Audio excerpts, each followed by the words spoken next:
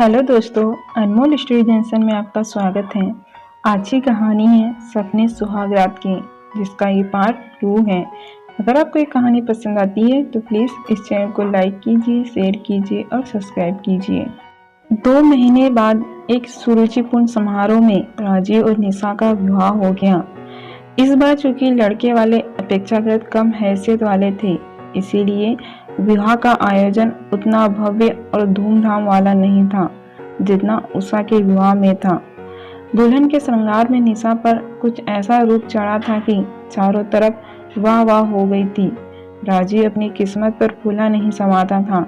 उसने सपने में भी नहीं सोचा था किस्मत उसके लिए इतनी खुशियां लेकर आएगी कि उसे अपना दामन छोटा लगने लगेगा। एक तो होने वाले ससुराल की साधारण हैसियत, दूसरे जीवन साथी के रूप में राजीव का साधारण व्यक्तित्व और ऊपर से विवाह समारोह भी साधारण। निशा के दिल में कोई उत्साह उमंग नहीं था। सारी जिंदगी हमेशा सबसे अव्वल रहने वाली निशा अपने जीवन के इतने अहम मोड़ पर पिछड़ गई थी। उनके बचपन में उषा द्वारा भोलेपन ने कही गई बात, तेरा दूल्हा तो काला कलूटा होगा, मानो आज सांप बनकर सच हो रहा था। यह टीस, यह कसक उसे चैन नहीं लेने देती थी। पूरे विवाह समारोह के दौरान वह खींची खींची रही, हर रीति रिवाज को बेमन से निभाती रही। वरमाला हो, फेरे हो, श्लोक सुनाई हो या विदाई, यंत्रवत सी हर रस्म निभाती रही।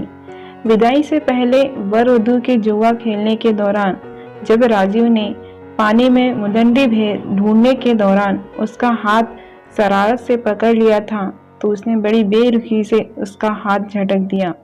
राजीव को भी थोड़ा थोड़ा एहसास हो रहा था कि निशा कुछ असहज है, मगर उसने इसे एक बेटी द्वारा पिता का घर छोड़ने की वेदना ही समझा।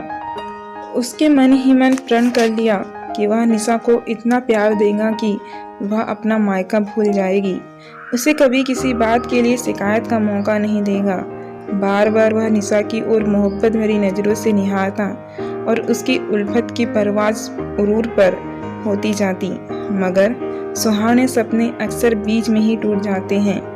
राजीव को क्या मालूम था कि जिस मूर्त को उसने मन मंदिर में इतने प्यार से बिठाया था, उसकी पूजा करने लगा था, उस मूर्त में प्राण नहीं थे, जज्बात नहीं थे, प्यार मोहब्बत का कोई वजूद नहीं था।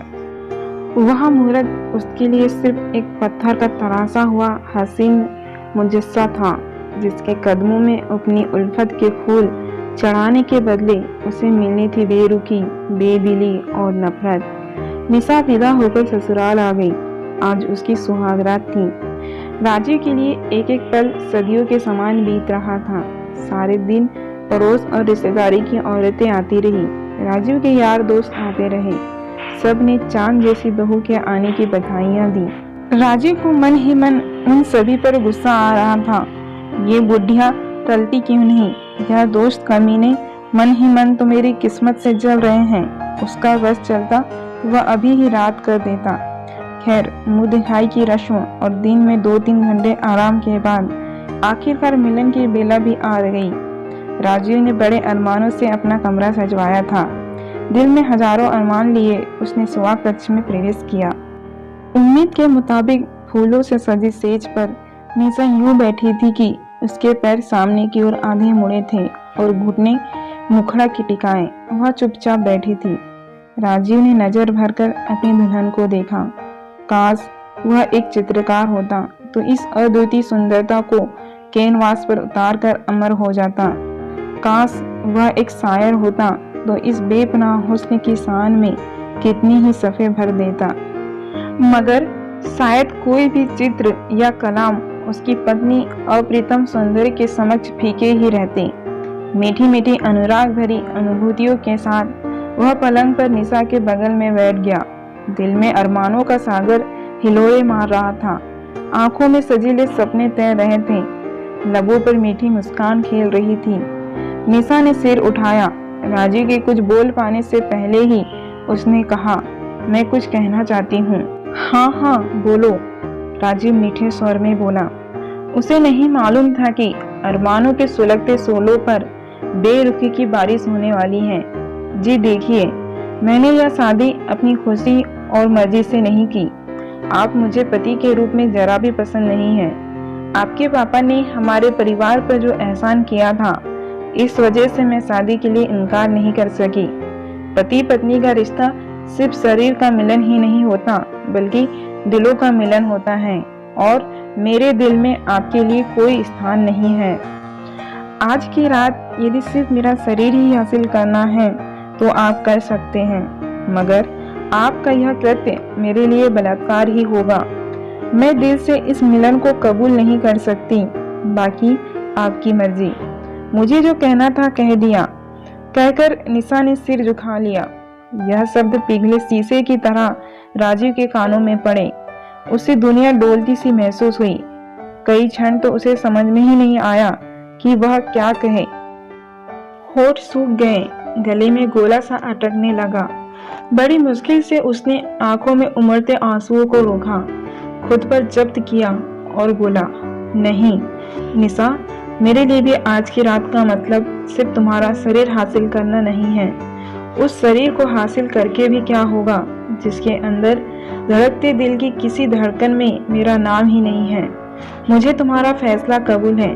तुम्हारी खुशी से बढ़कर मेरे लिए कुछ नहीं। विश्वास रखना, जो तुम चाहती हो वही होगा। मैं कभी तुम्हारे करीब आने की कोशिश नहीं करूंगा। एक क्षण को चुप की छाई रही। राजीव ने पलंग के सिरहाने रखा तकिया उठाया, पलंग का घेरा काटकर दूसरी ओर पहुंचा और निशा की ओर पीठ करके लेटते हुए बोला, तुम भी थक गई होंगी, सो जाओ। निशा ने भी चुपचाप उसकी ओर पीठ फेर दी और लेट गई।